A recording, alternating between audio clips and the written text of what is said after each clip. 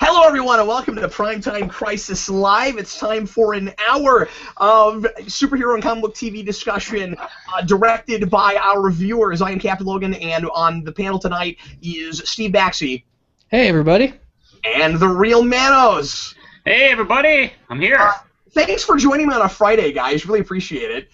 Happy Friday to everybody that is here with us. What we're doing tonight, first of all, I want to mention that Dan Torrey's not here. Unfortunately, he wasn't able to make it, so just sad to not have Dan here, but he should be with us again. Next time we do this, and I'll kind of keep everybody apprised over the week, because I'm going to be taking another trip next week, but I think I'll be okay for Sunday, that trip. So we should be back for Sunday next week, but I'll let you know in case something changes. Rocket just wrote that my crazy hair is coming back. Yeah, I need a haircut. My crazy hair is really... But anyway, what we're doing tonight is we're trying out a new format, and I got to level with everybody. Here's what's happened. There are just too many of these shows, and last week we did 7, and it took 4 hours. And what's happening now is that, especially for me and Steve, because me and Steve are watching everything, what's happening now is it is taking up my whole week, and I'm sure taking up a lot of Steve's time to try to watch these twice when possible, taking a lot of notes, and just trying to keep all this stuff in your head and separated and stuff all week long is kind of rough, and it just makes it tough to do other material. But the other thing is, there are shows that we're not making right now because we're doing this show, and Manos and I want to get back to yearbooks. Steve and I want to get back to some more Batman stuff. Dan and I have myriad comic vaults we want to do, and we're not doing movie commentaries right now. And so what we're going to start doing is we're going to shrink this show to an hour.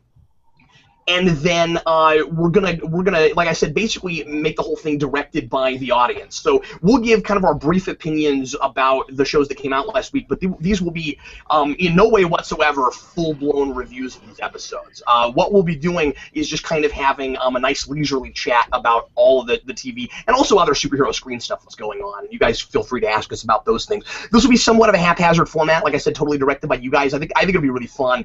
And then what we'll do is when we get to mid-season and when we get to the end of the mid-season and to the end of the season, we will take up this time to talk for a full hour about the full story arc that we had for the half season and then the full season, and we will probably talk longer also about season premieres for things. But anyway, that is the plan right now. So what I want folks to do in the chat box is start throwing us questions, start asking us things that you want to ask us about, specific points you want us to deal with, scenes or issues in episodes, questions you have, concerns you have, and we will tackle everything we can tackle within the hour. Feel free to also bring up other superhero screen things. Now, let me also say that that because this is going to be pretty much all Q&A, we're going to ask you to limit your questions to comic book and superhero screen stuff. So we're not going to be dealing with regular comic book and things like that. We still are going to have the poll every week, and the poll is up right now, so feel free to go there right now and vote for your favorite, or you can certainly wait until you've heard us talk about stuff and vote for it later. Anyway, so Dan and Steve, while folks are writing some questions and I start looking at this stuff, why don't we just start talking a little bit about a show that we all watched, and let's start with iZombie. Manos, are you still liking it as well as you did last week? I thought it was pretty solid. I am enjoying it, Dan. Oh, did I say Dan? I'm sorry. I meant Manos. Excuse me. That's okay. I actually like this episode better than the first episode. I say Dan? Wow. Sorry about that. Sorry. I'll ask him later. I really enjoyed this episode. And yeah, the main plot is finding out who killed this artist. But I guess the nitty-gritty of it is the first appearance of De Beers, the other zombie, the zombie that bit Liv and turned her into a zombie. I loved this guy. Me too. I thought he was fantastic. He's different than the zombie that bit Gwen in the comic book iZombie. He's more of a suave 2,000-3,000-year-old zombie that had a big cosmic plan. This guy is very different, and he's just as enjoyable. And I gotta tell you, a few minutes in his first scene, um, I started like kind of freaking out because like, oh my god, this guy looks a lot like the main zombie from Carnival of Souls. It's like, oh my god, he looks just like him. The way he's dressed in this black suit and his hair and his expressions, like, and the actor kind of looks like him. It's like, oh my god, I don't know if this was on purpose, but Jesus, he really looks like that. And I love the fact that you don't know if you should trust him for a while. And he's got I love his plan of turning people into zombies and then extorting them. I think that's ingenious. I've never, I mean, because zombies are almost like vampires in this universe, and it's never occurred to me of biting people and making them pay for braids. Oh my god. Yeah, and I think you see that with vampire stuff sometimes with blood, but blood is kind of It's easier to get. It's easier to get, yeah. There's blood banks. There's not a brain bank that you can break into and get brains. I mean, Logan, if you want me to get you some blood right now, I can go out and get some. Can you go get some? Yeah, but brains might be a little harder to come by. I thought this guy was like the zombie equivalent of Spike, but way more suave than that. I really love the way he puts words together. His vocabulary is fantastic, and just I love the way his brain's always working. His brain, get it? His brain's always working. He's really calculating everything he says. It seems to kind of mean something. And I don't know. And then the idea of brains being like the new drug that he's selling. That he hasn't really changed. That's pretty cool. I think he's a great arch nemesis for her. He's wonderful. Partly because I sincerely didn't know I should trust him for a bit. I mean, I get the sense that he was going to be our big bad guy since, she kept having dreams about him. And it was pretty clear that he was killing people. But, yeah. Oh, and I got to say this real quick about that whole thing, too, because I just thought of this.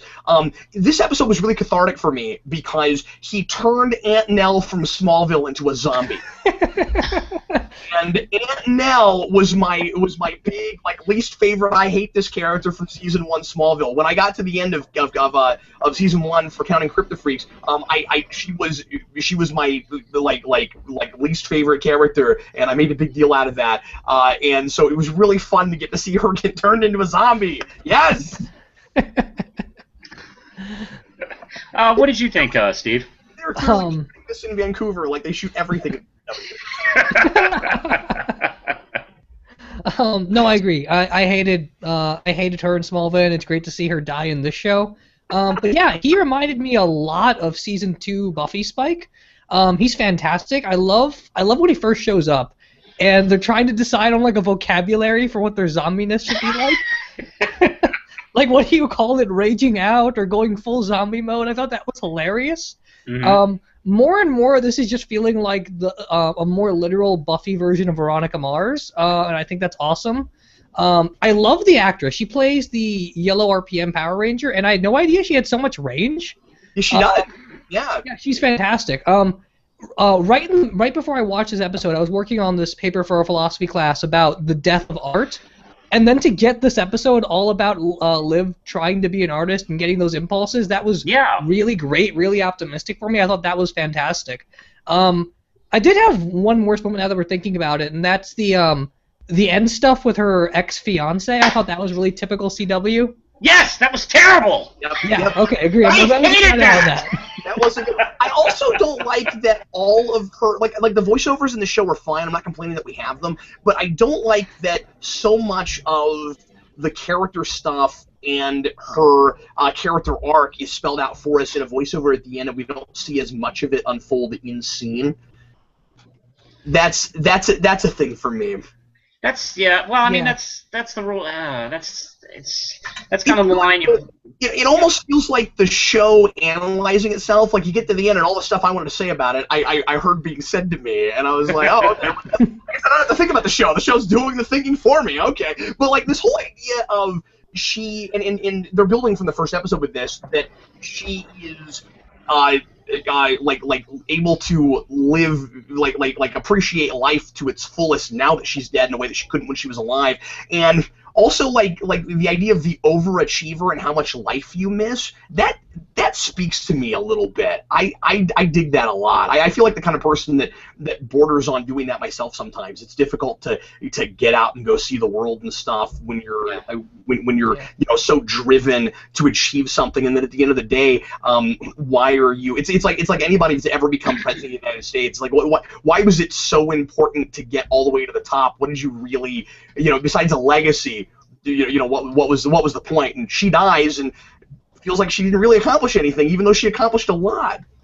I know, that's a great point. I mean, that's one of the things that it looks like 2 episodes in, they're going to be really having fun with her gaining new experiences and abilities through the brain eating.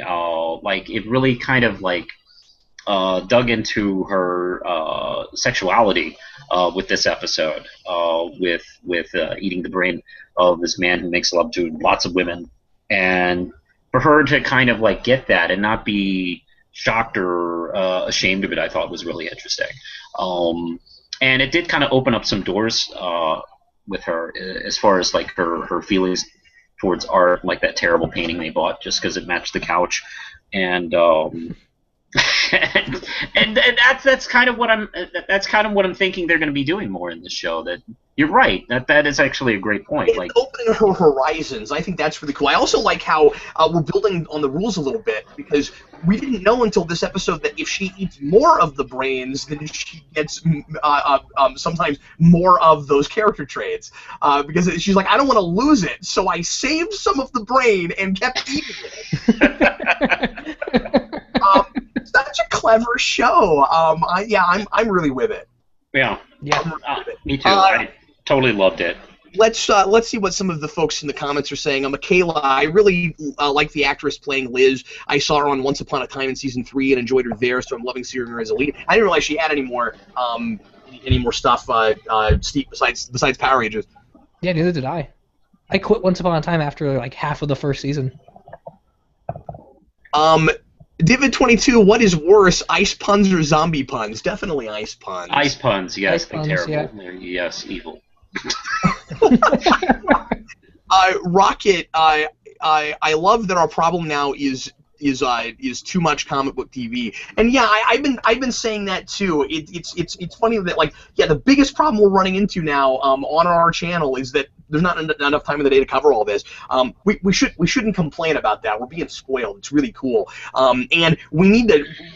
I mean, despite the fact that some stuff isn't as great as other stuff, I think we need to kind of cherish it while we've got it, because who knows if it's going to last. That's right. Yeah. I'm seeing a lot of stuff about Arrow and Flash. We'll get to those here in a little bit. Let's see if we can answer a couple more things about iZombie before we go there. A lot of people saying that this was the best show this week. Some people saying it's the best show on TV. That's not go crazy, but it's great. Yeah. I would. Yeah. AMC Comics, are we only supposed to be asking iZombie questions right now? I mean, it will make my life a little bit easier, but we'll move on here in just a second. That is technically an iZombie question. We're already about 15 minutes in. The zombie drug dealer villain was on 24. That's where I recognized him from. I was trying to remember where he was from. That's right. He was in 24. Who did he play in 24? See, I'm trying to remember now. Because I don't recognize him. Well, remember how I said last? See, and I gotta look him up. I remember how I said last week, Steve, that I knew he was gonna be important because he was in a flashback and I recognized him. And I was like, no, he's gonna matter. Yeah, I remember. I can't remember who he played in that show. Michaela says I wouldn't go that far saying that this is not the best show on TV. But so far it's off to the strongest start of any of the comic book shows. If they continue on this path, it's definitely going to be the best. Yeah, I mean, it's definitely a thing that could get old or stale or something. But I don't know. It feels really fresh and fun and exactly the kind of thing that Buffy was right out the gate, where you're like, wow, there's like. Yeah. I mean, it is a lot like Buffy, but it's just so much more like optimistic and bouncy, and that's just really a fun juxtaposition for a thing like this. I don't think it's any better than Constantine was, but I don't know if we'll ever get that show back. It's definitely Yeah. one of the best things I'm watching right now. The supporting cast is starting to grow on me. The Doctor I like a lot. Doctor, I gotta learn his name. The one she's working with, I can't remember his name. Yeah, her boss. Her whatever boss, her name. yeah. And the cop is growing on me too. I think Still, most of that's also just the acting, though, because everyone in that show looks like they're having a lot of fun. Yeah. Okay, so Mr. Goodhop, we have to assume we know who that is, unless it's somebody who's just a really big fan of Mr. Goodplot. That guy was also the immortal dude from Heroes. Okay, I remember that now. Yeah, wasn't that season 3 or 4? Yeah, I think so. Oh, and then he was the son of that Russian crime boss in season 8 of 24. That's who he was. That's it. Yeah. See, I knew I'd seen this guy before. He looks a little bit like Wash from Firefly, but he's not Wash from Firefly. Yeah, he does. Every time I see one of those guys, I have to watch for a couple minutes before I know which one it is. But anyway, why don't we go ahead and move on and talk about some other things, because we're already several minutes into the show. Let's talk. Steve, let's talk Flash and Arrow a little bit, maybe together, because we're getting a lot of Flash and Arrow questions. Folks, feel free to start asking us more questions about those, and we'll knock these off kind of together. Steve, I want to start by asking you this question. First of all, I was completely right about the Flash thing. I knew that all that stuff was going to get wiped out. So the question that I have, Steve, Manos, don't do that. I'm sorry. The question I have for you, Steve, is was it as much of a tease and a letdown as we thought it might be? Because I was a little surprised by it. I wouldn't call it a letdown, no. Surprisingly, I like Cisco. Yeah, I know. All of a sudden, they fixed him by killing him off, making me feel sad about it, and then fixing the timeline, and then now he's, like, really likable because of what happened at the end. Part of my face broke saying that. Like, I like Cisco now. I love that ending bit when he's talking to Wells, and Wells is trying to make him understand that what he did was not bad, that he was between a rock and a hard place, and he still thinks of him as his son. I thought that was great. Yeah, the thing I was most surprised by is he says that line verbatim, and I actually bought that might happen. It wasn't like the Star Trek Into Darkness thing where like, all the lines from Wrath of Khan are flipped. I totally bought it. I was like, no, that's what he would say there. Yeah, I loved it. I love that guy's performance when he's trying to tell Barry what he did with Captain Cold, that he gave up his identity. I thought that stuff was great. Time travel still kind of confuses me, but I'm willing to let it go now because now everyone else is asking the smart questions. I just don't like Barry as much. Barry's too naive about everything, and that's kind of annoying. My big complaint is he gets a call at the end of last episode before the time travel from Cisco, who I think, or maybe it was Caitlin. I know it was Caitlin. About Wells. He's like, no, I can't deal with that right now. And then he apparently doesn't remember that at all, because when he goes back in time, he goes to the reporter guy, and he's like, yeah, you're investigating Wells, and you're wrong about that. And I'm like, no, you have lots of reasons, and I've been saying this all season, you still have lots of reasons, and now you have more reason to suspect him. So when it took that guy getting killed off and seeing that on the news for him to finally wake up about it, we are dumbing him down hard. Yeah, I wasn't crazy about that. I also wasn't crazy about his get out of jail free card with lightning, whatever they called it. Lightning psychosis or something like that. Like, just because he got struck by lightning, he's acting crazy, and now everything he does is okay because he's a sick person. At least, yeah, and that's because Barry's like, thanks, like appreciating it. And I would have been like, thanks for throwing me under the bus. I would have much rather her just not want to date me anymore than think that I'm a crazy person because I got struck by lightning. Because it's been a year. So now she thinks you're crazy this whole time. Yeah, but I mean, like, now he's naive and he gets a get out of jail free card. I really hate that, you know? Like, he doesn't get to live with the consequences of anything he did with other people because now he's sick.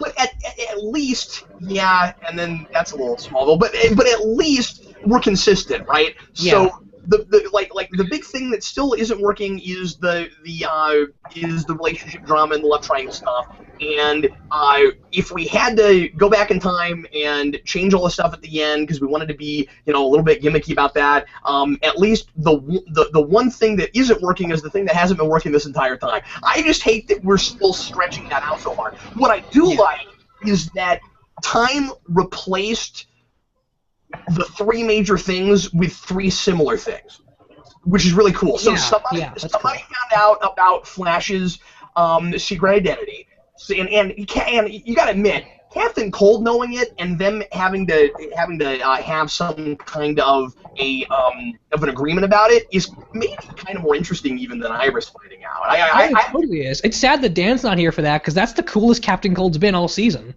Yeah, it's good. Coolest. Ice puns. But anyway, so somebody finds out, somebody dies, and the person that dies is the thing that brings us the third thing, which is that Wells still gets outed. Yeah, and the guy who dies in a very similar way. Oh, that's a great point. Yeah, and then like we redeem Cisco and have much more of a reason. In a way to keep him around. We mentioned the whole family thing last episode, and I was like, see, they're not going to kill him off because they're going to start doing stuff with that. I didn't expect it to be the very next episode. I didn't expect that they were like setting up the second part of this. That was all great, and like the relationship with his brother, I bought okay. Yeah, I love that. It's really cool that Cisco's relationship with his brother is really similar, or at least kind of like an inverted relationship to Deadshot and his brother. And Arrow on the other side is a really heavy Deadshot episode. Not like the Arrow version of Deadshot's anything close to the comics, but it's kind of cool that they do that. That in some way it connects. This is a good question. Let's start answering some questions now. AMC Comics, The Flash was a lot better than I was assuming this week, but how does Wells/Thawne know about the reporter?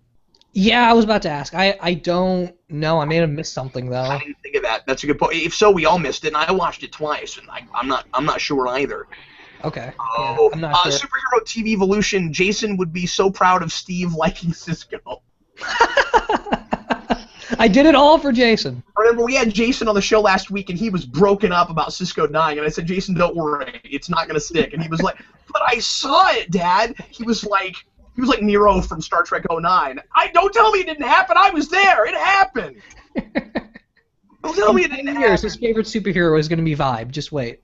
John Clay says it was weak writing just to get us back to the status quo. See, I was afraid that's what it would be, but I don't 100% agree with that because we did change some status quo stuff. I mean, like arguably, this is actually going to be a bigger status quo change as far as the Wells thing goes because Barry knows about it now. I mean, okay, if time had continued on, Barry still would have found out about it. It's just he would have found out and Cisco would be dead. I don't feel like the status quo shift is not big enough just because Cisco's alive, especially because they finally won me over on him. Yeah. Admittedly, they are just a little bit behind of how much information they would have had in the previous timeline, but that's okay now because Barry seems very adamant about the fact that Wells has something that he's hiding, and he might have the same kind of obsessive drive to find out what it is the way Cisco did before he died in the old timeline.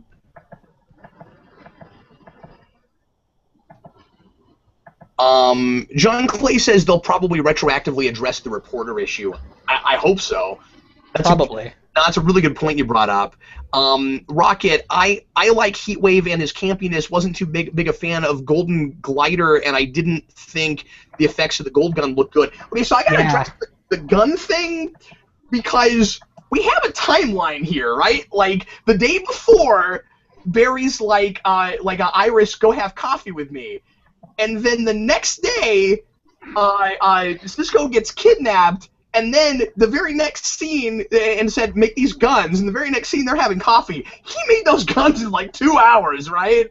He did. Also, if Captain Cold has taken it apart several times and knows exactly how it works and how a firing pin would be dismantled or not working, why didn't he just build the gun? That's a really good question. I mean, like I really don't buy that Cisco's able to invent a brand new gun in that amount of time. Because, like, okay, so the heat gun, well, okay, the cold gun he invented. The heat gun he didn't invent. So I guess he just knows how to do that. And I don't think. And then the gold gun, it's like, okay, well, I'll just apply the same principle to cold, because that's the same thing. And I'll make a gun that turns things into gold, or does it just shoot gold on things?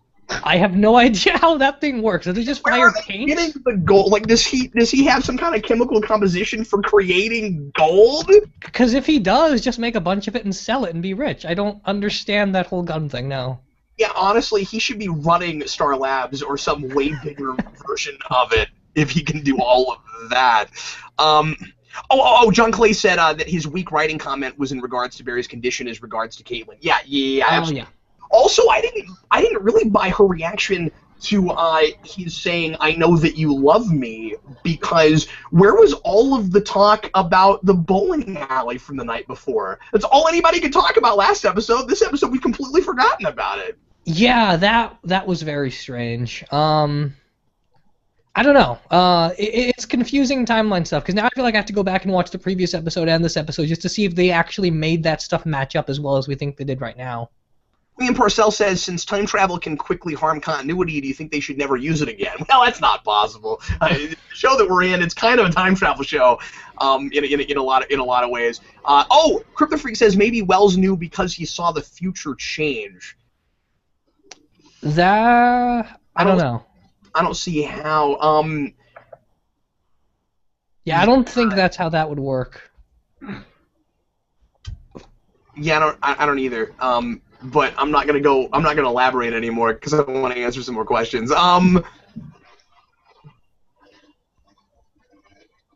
AMC Comics just called you Mr. Freeze. Awesome. I mean, cool. Michaela doesn't like Heatwave. I mean, we didn't spend any time with him, really. I don't know. He got that one episode when he first showed up. He's alright. He's fun. I don't think we necessarily need too much more with him. Oh, next episode is the Mark Hamill episode. I've been really excited about that.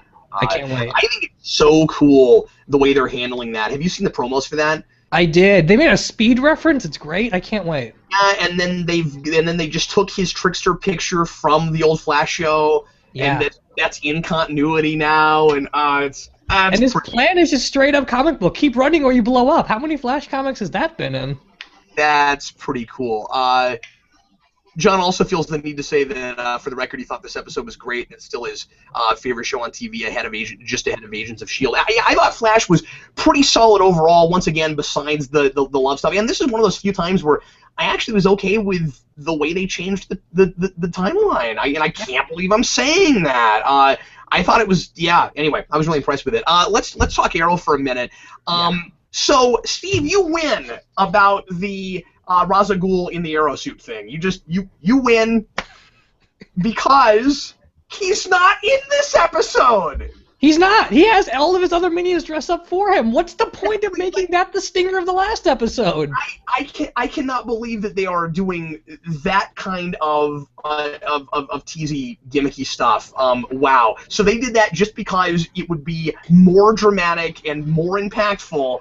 And then this episode, we're gonna do what it should have been in the first place. So I guess what we're supposed to take from that, I'm just making this up. I'm just being silly right now when I say this. But I guess what we're supposed to take from that, Steve, is that that wasn't actually Ra's al Ghul. It's just what we wanted to see.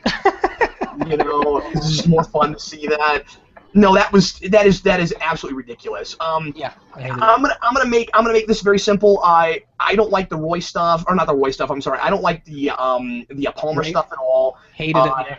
I think that everybody is super shallow, and they have their, as far as the whole relationship on top of whether or not murder is wrong thing. We've really got our or not murder is wrong, but whether or not like Arrow, because he ever murdered at all, should be allowed to run around and do things. Like, I feel like people's priorities are way in the wrong place. So like Felicity and Oliver and Palmer are all making this. They're pretending like they're not, but they're really making it all much more about the relationship thing and the love triangle than they are about helping people and what's right being a vigilante. That bugs me. The Suicide Squad stuff I thought was pretty okay. Yeah, I don't know. It was kind of generic. I just like seeing those characters. The guy who plays Deadshot has gotten so good in the role that I just wish he could be in the movie. I wish they would actually give him Deadshot things to do, where he's actually comic book Deadshot now. And he's Uh, dead. yeah, I hated that. Although Deadshot fakes his death or nearly dies a lot in the comics, I don't know if he's really dead. But yeah, the Palmer stuff was terrible. He's basically Iron Man, and his fight with the Arrow was one of the most anticlimactic things ever. It was a terrible looking fight. Like usually this show is good with action, but wow, was it bad? Like he could barely move, and all Oliver had to do was like throw a pointy thing at his side, and his whole suit's dead. Like, what's the point of the suit if that's all you need? The way they were flying around and stuff, I don't know. I just thought it looked terrible. Yeah, pretty clearly they're trying a thing that is kind of hard to do on TV. Like we're in a place now, you know, we're 14 years after the beginning of Smallville. There's a lot of stuff that show tried with CG that just didn't work. We can do a lot of cool stuff in CG now that we didn't used to be able to. It looks like they're going to get away with Gorilla Grodd on Flash, and that's really, really cool. But yeah, this seems like a thing that's maybe too beyond their limitations. Also, everybody has been complaining that he's just super generic Iron Man. Yeah, he is. He totally is. When you're making the show and you've got to know that people are lobbing that at you, why would you make the sound effects of the repulsor blast the exact same sound effect? Why would you give him repulsor blasts? I don't understand. Like, why didn't you give him a shrink ray or something? At least make him kind of atomy. Does he not have shrink powers at all? No. He's in a suit of armor that looks exactly like Iron Man. It actually looks like Iron Patriot now that I'm thinking about it. And he fires repulsor rays. That's all he does. Toward the beginning of next week, we will have a quick plug. We will have a review from me and Eric on Superman Earth 1 Volume 3, and watch that video, the first 5 minutes, because you'll get to hear Eric complain about the couple of huge things he doesn't like about the season in Arrow. We put that at the beginning, and his big thing is the ATOM acronym, and how it basically just means any piece of technology. It's hilarious. Anyway, so yeah, let's see. Michaela, any thoughts on Oliver abandoning Roy after Roy gets beat up and just leaving him in an alley? How is that? Did that happen? Yeah, Roy gets knocked out in the fight. Then Oliver wins and just walks away. Roy's just kind of sitting there face down. Oh, I should mention the guy who, hey, Steven and Manos, can you guys hear me okay? Yes.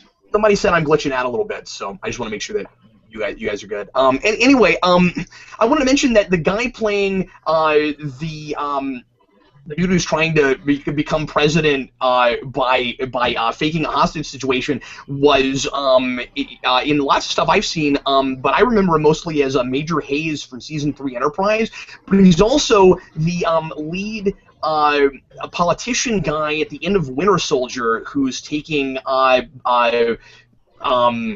Black Widow's deposition. Oh, yeah, that is who that is. That's who that is.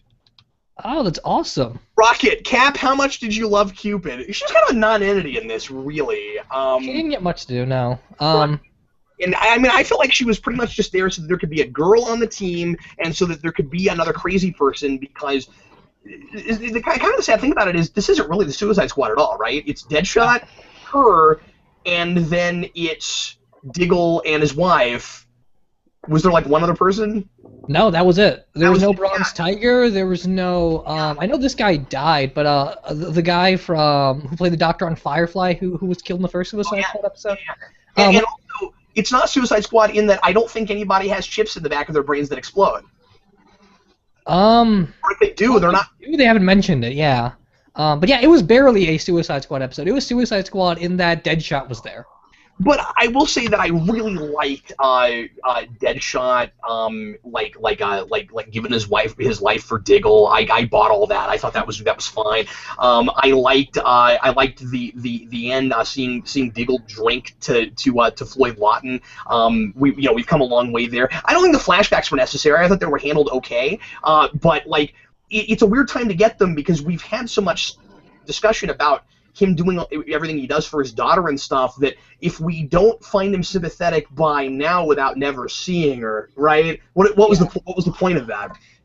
Yeah, I didn't like the flashbacks at all. I felt like they were really, really generic. I feel like anyone could have thought of those. And Deadshot's a character that's got one of the most interesting origins of all comic book villains ever, and they didn't use any of it.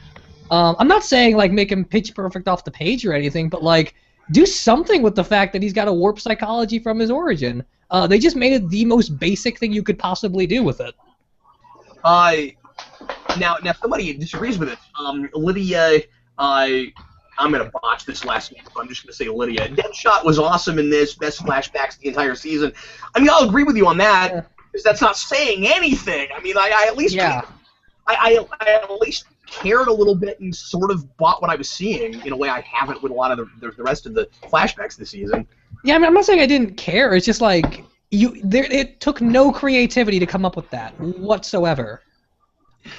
Red Letter Antilles, did you like the changes to Floyd's past? Well, I guess we just talked about that. You didn't, and I don't know the comic book version that well, so I don't really have an opinion. Let's answer a couple more questions here real quick. Carl Dutton, I love how Palmer couldn't get Laurel to help him prosecute Arrow, so he just gave up. How about tell another cop? Yeah, really, what was up with that?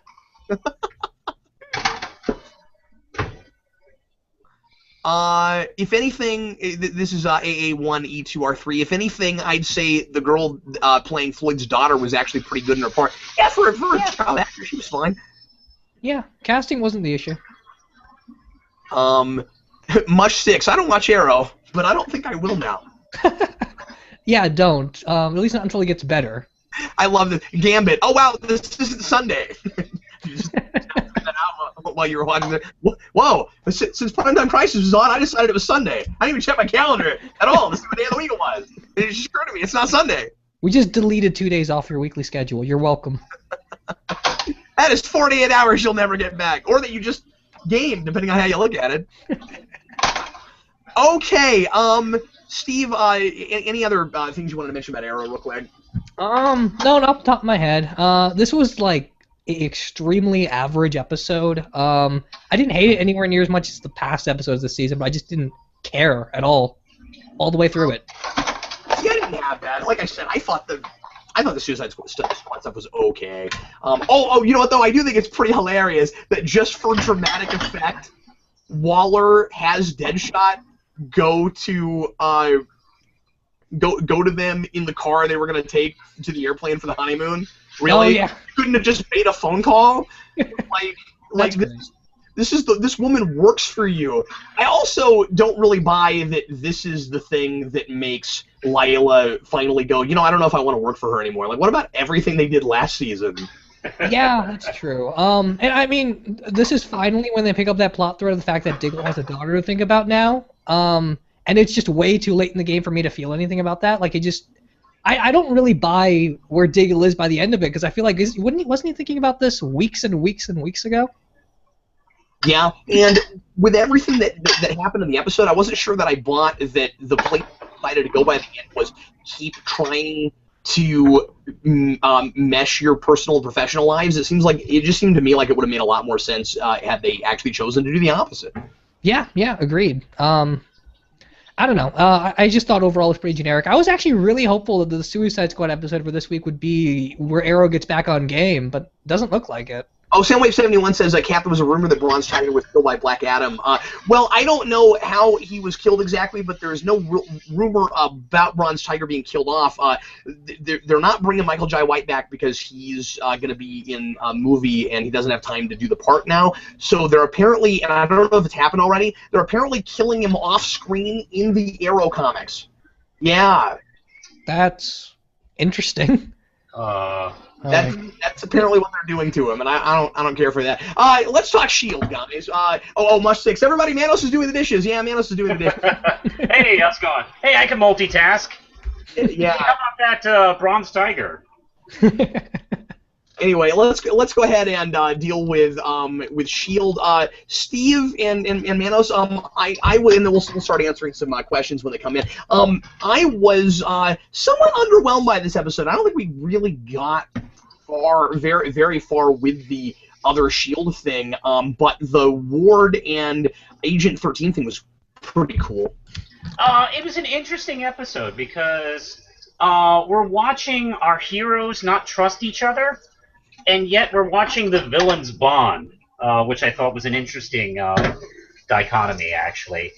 The villains are actually getting closer and caring more about each other than the heroes in this episode, which I thought was unusual. Yeah, I thought that was interesting. I thought the way the actress played Agent 13, that was great, and all this the chemistry she had with Ward, I believed, which is interesting because I didn't think I'd ever like Ward again, considering how evil he was. But no, I thought all of this stuff was interesting and legitimately fun to watch. The bigger Shield stuff, I just didn't really care about all that much. I don't know. I just found it a little bit underwhelming. I guess we'll see where it goes next episode when they're more of the focus. Well, Steve, what do you mean when you say the actress playing her? Because one of the things I thought was really cool was that we got to see like 5 different people play that part. Yeah, I mean, which one? Throughout the episode, yeah. I mean, it's primarily May, but then you get the thing with Sky's face, and then Ming Na's gotta do the voiceover for the whole thing, and that was some of the best like other person voicing a person like lip sync I've ever seen. I thought it was really good. I agree. That did sound. The sound sync on that was really effective. I mean, I actually. I like your T-shirt. Oh, thank you. It's my Steve Ditko Spider-Man. I was going to ask you earlier if you would show us that because I saw the legs and I was like, oh, I want to see the rest of it, and then you just had your camera in the wrong place and I got to look at it. There you go. Awesome. I love this shirt. That's really cool. John Clay is leaving. Bye, John. Thanks for all your comments. We appreciate it. Manos, like Mr. Goodhop, Manos is like Steve from Blue's Clues or Bear in the Big Blue House.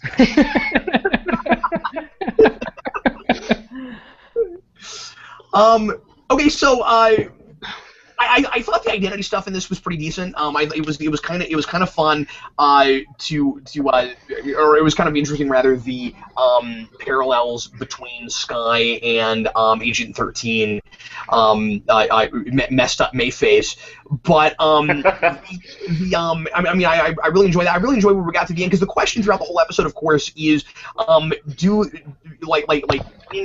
you choose who you want to be, who you are at the core, and then when you have these big major physical changes, do they change somehow at the core who you actually are?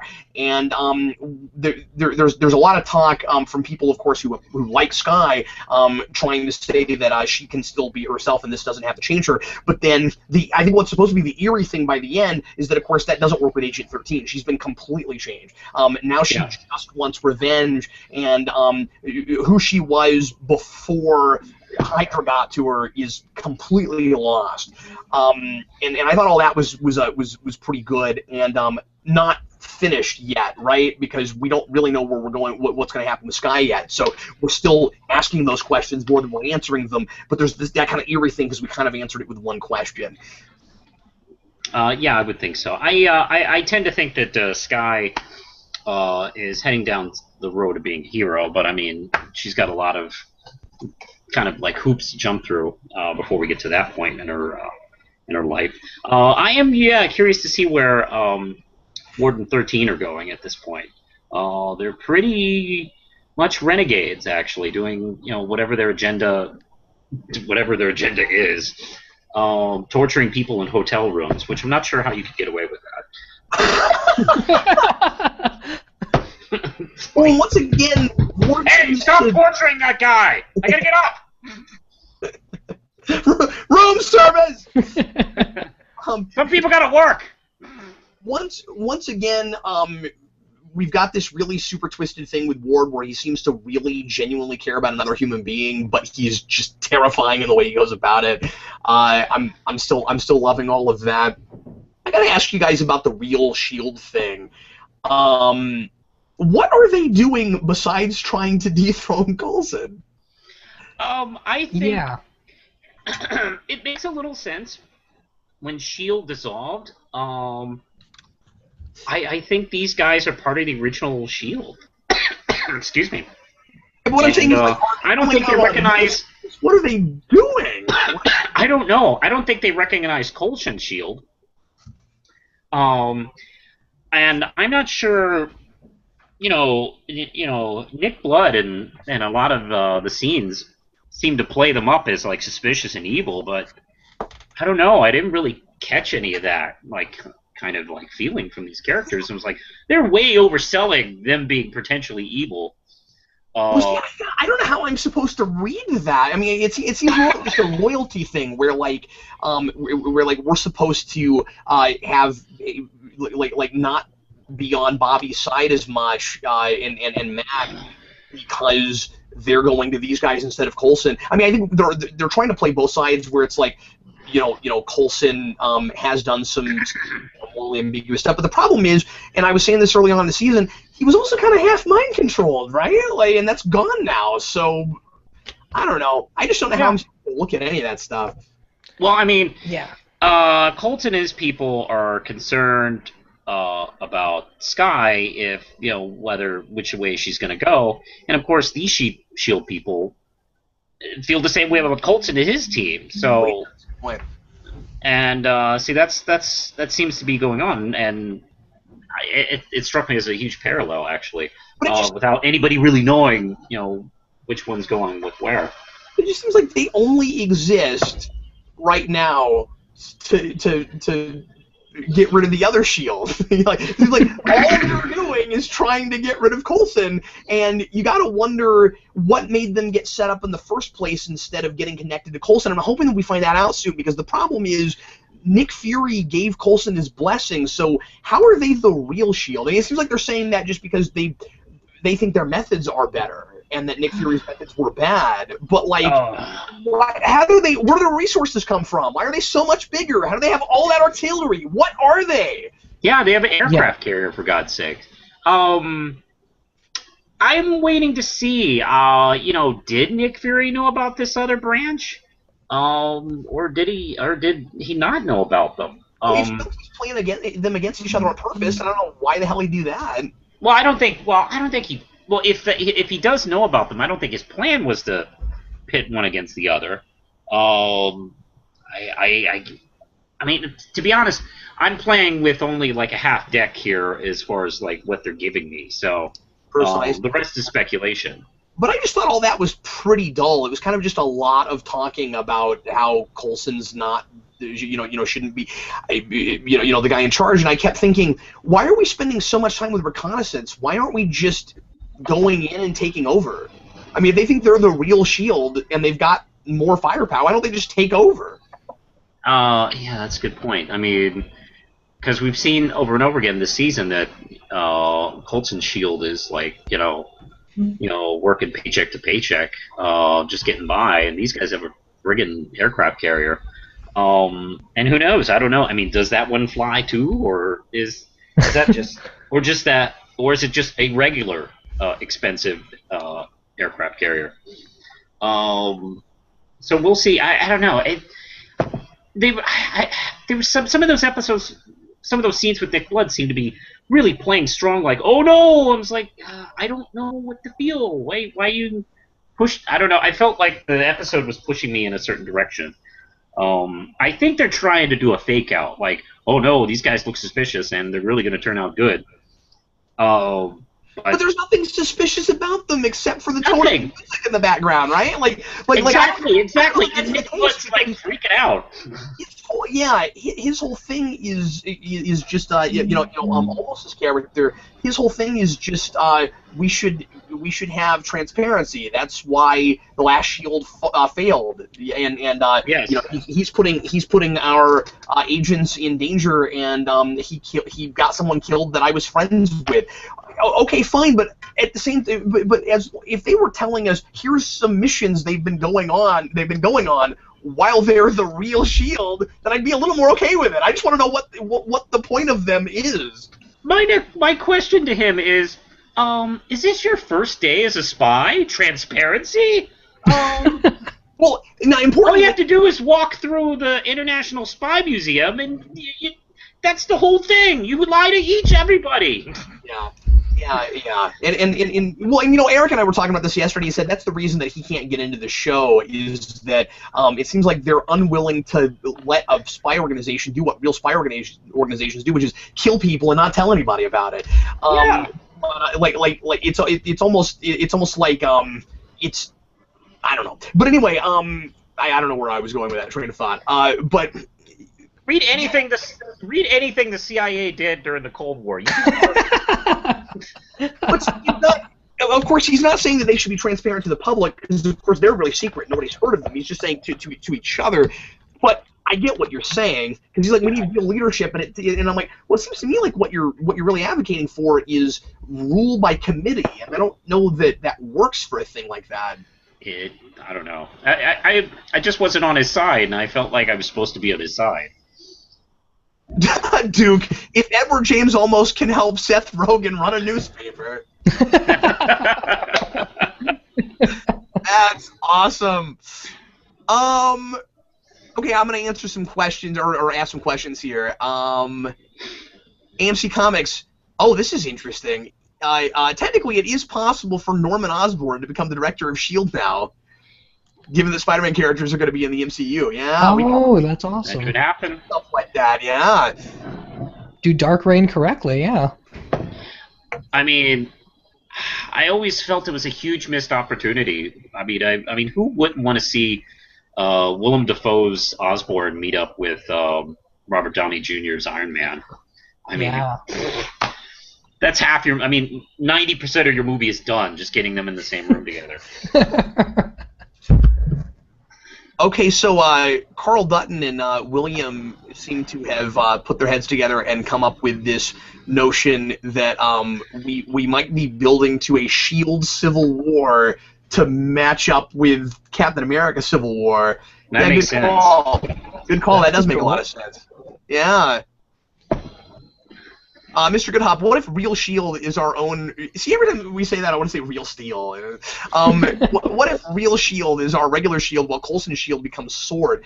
I don't see that happening unless Coulson isn't the main character anymore by season 3 or something. I mean, the only thing Coulson's S.H.I.E.L.D. has done is deal with aliens, and that's all Sword does. So it's possible. Oh. I sometimes wonder if Coulson's S.H.I.E.L.D. was meant to be the walking target for this S.H.I.E.L.D. Like the figurehead in a way, like when Tony Soprano let I can't remember that character's name be the boss, the old guy be the boss of the family, but he actually ran at everything for the first couple seasons. I wonder if that's what's going on. I wonder if this S.H.I.E.L.D. feels like it's actually running things after the Hydra incident, and Coulson isn't in on that. I wonder if that's the thing. What I kind of want us to do is just to back off a little bit for a minute on all of the politics of these various factions all going after each other, and hone in on Coulson a little bit and figure out who he is now. Mm-hmm. After everything that happened with the alien writing and stuff at the beginning of the season, and they're playing like he's still trying to act like the nostalgic, naive, optimistic Coulson he was in first season, but that he's more like Nick Fury. And there have been episodes where I thought that I was getting more of a read on who he's turned into, but I don't know where he's coming from right now, and part of that is because I don't know how brainwashed he was in the first place. I don't know how much of what he was doing was Coulson, and what he was doing was the alien writing thing, and I've lost perspective. It's not the same thing as with Arrow, where I feel like the writers don't know. I think it's lack of communication. I think there's, and I've had this with a lot with this series, where it's like I feel like the people writing this think it's way more fascinating than I do because there's more going on in their heads than they're putting on paper. Well, see, it's just the problem is so much of this needs to unfold for me to really wrap my head around what they're doing. But how many times have we said that, Manos? Right? Like a lot of the time, it's just we're kind of sitting around and waiting for more stuff to happen, and it's just incremental progress. And like the last couple episodes, we've been doing more big stuff in an episode. But now that we've gotten away from the superhumans and we're back to the Hydra stuff, and now Hydra's kind of nothing at the moment. Yeah. I don't know. Yeah. I'm enjoying it while I'm watching it to a degree, and then we get to the end and it acts like we just had a big cliffhanger, and I'm like, I don't know why I'm supposed to be that excited about that. Okay.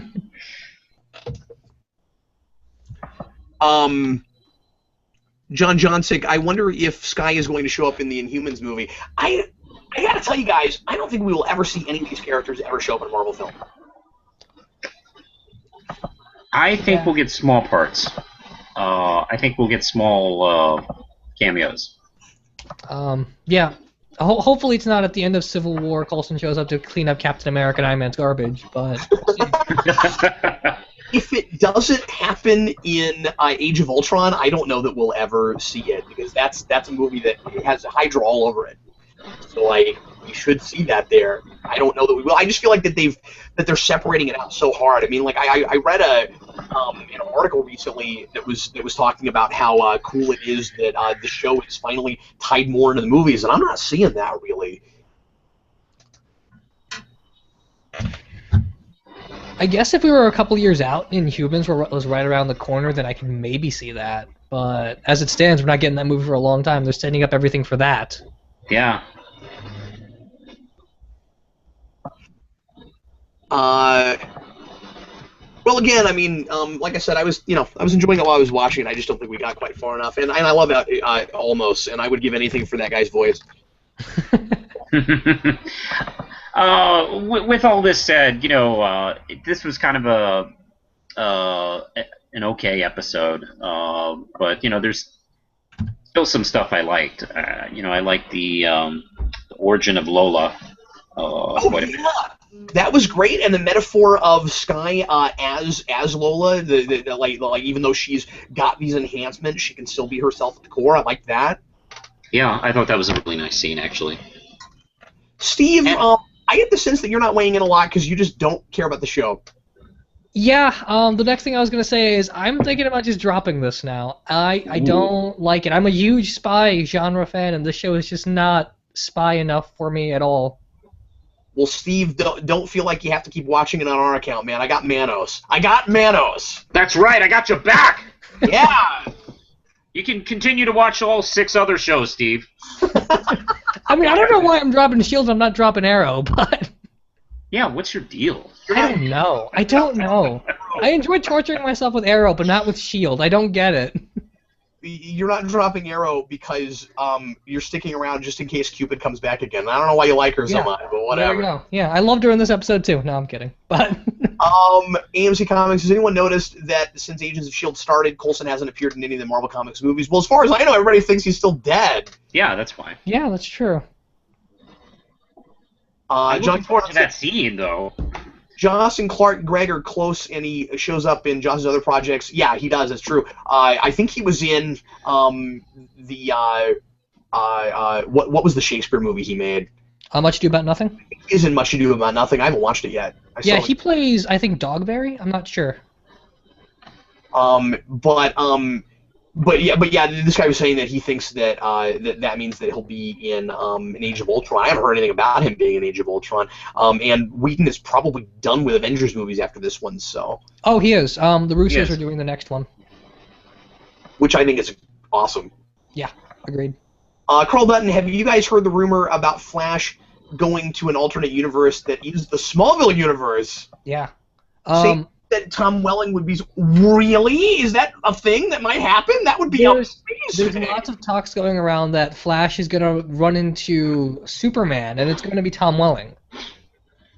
Wow. I'm not sure how much I'm morbidly curious about that, but we'll see. Now, I know that people knowing how I feel about that show, I should be angry about this. I am intrigued by this. Yeah, so am I. I really am. I kind of like... The problem with Tom Welling actually playing Superman is that if the man wouldn't put the costume on for his own last episode, Ryan. Yeah. He hated the costume so much they had to make him CGI. What's up with that? Ugh, that was awful. His claim was that you have to work out too hard in order to put it on. Because he's got a gun. You signed up to play Superman. What did you expect? And also, well, it was in his contract that he would never have to put it on. So that seems like him just deflecting. But he said that it was because the thing is, it was Brandon Routh's suit, so it wasn't tailor made for him. That's true, but I'm sure they would have made a suit if he agreed to wear one. Well, you'd think that for the finale, that for season 10, you could save a lot of money to make a really great finale, and then because it was a two-part finale. In the first part, nothing was going on except postponing a wedding, and so you'd think that we could take whatever our budget was and just make a costume because we certainly didn't put that budget into anything else. Yeah.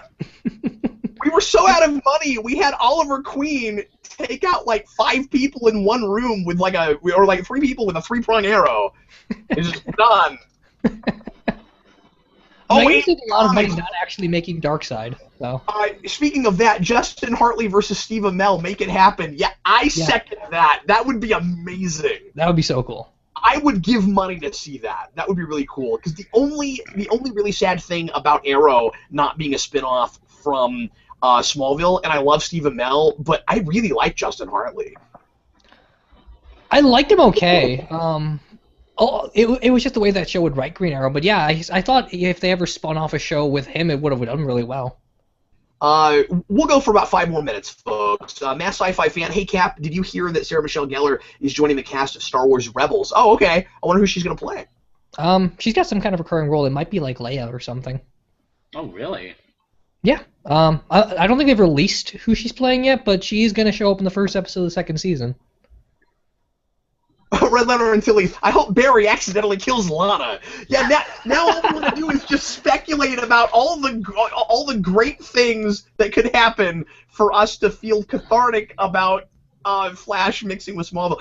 I want to see that. That sounds great. And we should then mix it with iZombie and find out that woman really was Aunt Nell and the zombie now. And yeah, anyway. Lydia says if they do a pseudo Flashpoint paradox, they should do a thing where Tommy is the Arrow in the alternate reality because Oliver died during the undertaking, instead like making Thomas Wayne as Batman. Yeah, that's not bad. That'd be cool. I'd love to see that actor do something again. He's great. David45, Cap, are you going to announce the poll results? See, that's why you folks are directing the show now. because yeah. Thanks for reminding me. Yes, I will. I'm going to give everybody 1 more minute. If you haven't voted yet in the poll, go ahead and do that if you're watching live. Let's see. Rocket Man! Daredevil in 2 weeks! Yes! Yeah! I can't wait. What we're gonna do, just so you guys know, what we're going to do for Daredevil is we're going to give our panel a couple weeks to binge it, and I'm sure for most of us it won't take that long. And then we're going to devote this hour to that show when we come together for it. Yeah. So that'll be mid-April sometime. All 4 of us will do Daredevil. So Matt Sci-Fi fan, no Power Rangers discussion this week. I didn't get to it. Maybe we'll talk about it next week. Steve, did you watch Power Rangers? I did not. I didn't get a chance to, but I want to. We'll put our heads together and maybe do 2 next week. I don't know that we're going to talk Power Rangers every week because it's Power Rangers and there's not a lot going on. So we may do it every couple weeks. We may not do. We'll keep talking about it. Folks really liked it when we did it, and I couldn't believe how many votes that got on the poll that week. So. Doc Holliday, hey Cap, what do you think of the idea that the Flash universe is a Flashpointed version of the 90s Flash show? I mean, I doubt that we would go that far. That's cool fan theory, and you'll never find anything to completely contradict it. Like, I think that will always work no matter what you do.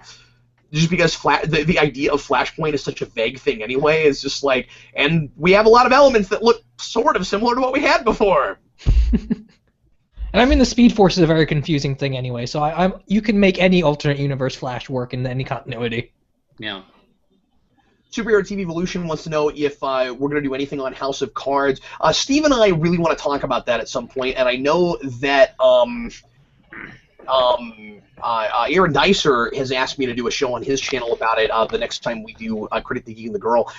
So I don't know what exactly will happen with that, but there definitely will be at least 1 or 2 reviews with me involved in some way on that on Season 3. AMC Comics, hey Cap, given your love-hate relationship with Smallville, have you read any resulting Smallville comics? No, I've not. I read the first issue and really hated it. So I haven't moved on from there. I've always said that if I ever finish Counting Crypto Freaks, when I'm 60, if I ever finish Counting Crypto Freaks, I will go ahead and do the comics on Counting Crypto Freaks. But I haven't read any of them yet. Soundwave 71. What are your thoughts on Static Shock animated series? Let's not talk old stuff, but I will just real quick say I haven't seen any of it. I've never watched it. Oh wow, really? Yeah, I've never done it. I've watched a handful of episodes, mostly the ones with guest stars like Batman and Justice League. But I have seen. I watched a few episodes. It was a little hard. It was on Saturday mornings, and at that point in my life, just being home on Saturday mornings was just like really hard. I was usually at work. Mm. That show used to come on right after I got home from school, and I watched all of it. The comics are a lot better just because the TV censors wouldn't let them do a lot of the comic book stuff. Yeah. Like making his best friend gay and things like that. Oh, they have a really good episode about racism, if I remember correctly. Let me just pull up the results for the poll real quick. Give me a moment. I'm logging in via Facebook. Ooh, fancy. Yeah. Oh, the interconnectivity. All right. So, Steve, what was the best thing you watched this week, man? iZombie, I think. Yeah. I'm between iZombie and Flash. Mostly, and I'm gonna vote Flash just because I'm so surprised that it wasn't a complete letdown and the most obvious thing ever. That's totally fair. That was whoa, don't risk. I might just high praise. No. I might vote for it just because it made me like Cisco. My God. But Manos, it is somewhat high praise because I've seen that done really badly so many times, and like it was kind of okay. Manos, obviously you liked Zombie better than you liked Shield, right? Yeah, iZombie was definitely #1 for me this week. It was a great episode, except for that really awkward, weird, bad ending with her breaking up with that dude. Yeah. That was really badly written. Yeah, you know how in first episode I said that we really need to start seeing him? Okay, we've seen him. And now I'm done seeing him. Yeah, I am hoping that's the end for him. I don't need that character in this show. I don't think the actor's great. Well, he's not great, and he hasn't been written at all, and that scene was just so bad. Like, hey, I've been trying to get your attention for 6 months. Now you come round? Well, hey, get out of here. Like, what? Wait. I'm pretty sure I would react the opposite way of his reaction. You've never dated anyone that pale. I constantly date people that pale. Oh, really? Okay. Well, actually, yeah. You know what? You were an adult already in the '90s, and you had to have been around a lot more goth than I ever have been. So I've dated a lot of goth chicks. Yes. Oh. And I married a goth chick. Oh, I never even thought of her as a goth chick. Okay. Yeah. Lindsay was pretty goth in high school. Manos, were you ever goth? No, actually, I was actually not that different than I am today, but I'm pretty fluid. I can hang out with like goths and more conservative people and rednecks and Brits. Okay, so I totally thought that because you like cut out for a second. I totally thought you said goths, Scots, and more conservative people. I can hang out with Scots. Just because I didn't say it. Scottish people, really, anything that rhymes with that and has 2 syllables is kind of okay with me. Yeah, I'm good with that. All right, so I like everybody. This week, tying for last place for our poll, our audience, iZombie and S.H.I.E.L.D. with 4 votes apiece, 11%. Arrow got 36% of the vote, and Flash got 42% of the vote. Nice. I still can't believe how many folks are voting for Arrow, but for the first time in a very long time, the thing I voted for is actually on top. So yeah. I've never known that feeling. Everything I vote for gets canceled. Yeah, that's a good point. Well, if we were still reviewing Constantine every week, it'd probably be on top for us a lot. Yeah, probably. It was really good. Well, anyway, folks, thanks so much for watching Primetime Crisis Live. We'd like to hear from you about our new format. Hope you enjoy it. Thanks for bearing with us with the compromise. I thought this worked out really well. We managed to get 4 shows talked about in an hour.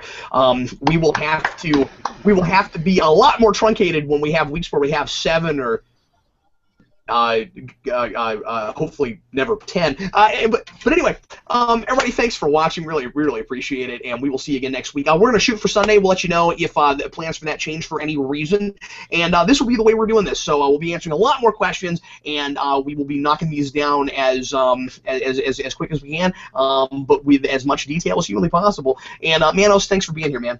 No problem. Hey, thanks for having me as always. And Steve, thank you, pal. Oh yeah, thanks for having me too. We'll see you again next week. Thanks, folks.